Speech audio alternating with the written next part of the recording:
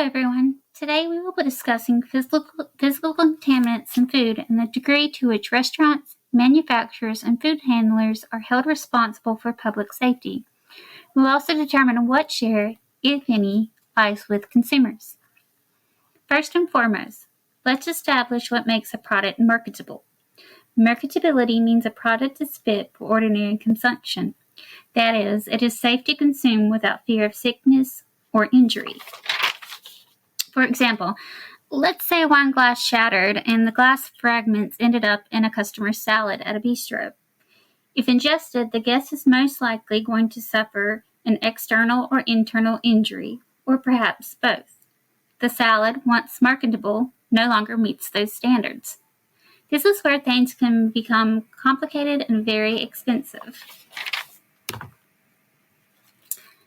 The foreign natural test was established as a guideline to help differentiate items naturally inherent to food and those that are not. The foreign natural test states a food producer is not liable for anything found in a food product that naturally exists in its ingredients. Presented to the courts in 1936, Mix versus Ingersoll Candy Company helped establish the foreign natural test.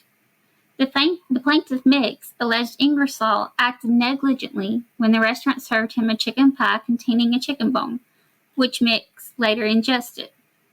The court pled in favor of the defendant Ingersoll on the grounds a chicken bone was a natural element to chicken meat, no different than bones in a fish fillet.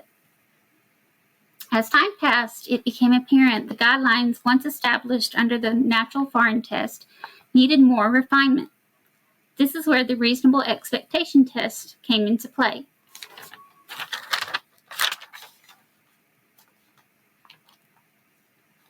The reasonable expectation test analyzes whether a consumer should have reasonably anticipated a hazardous substance in food. Such was the case of Allen versus Grafton. In this scenario, the plaintiff argued that fried oyster shells served were adulterated food because they contained a large piece of oyster shell, which caused injury to the plaintiff's small intestines. The court determined the food was not adulterated, nor was it not reasonably fit for eating. The plaintiff lost.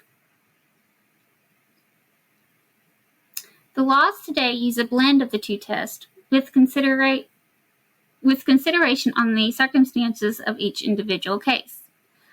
Such was the case with Berkheimer versus REKN. When a customer ingested a chicken bone from a chicken wing labeled as boneless.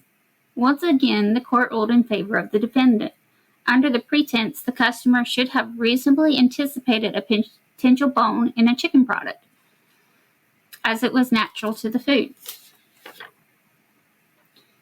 Consumer expectations and the realities of food preparation are important factors to consider. No system is without its faults. The foreign natural test was too broad and placed much liability on manufacturers and restaurants.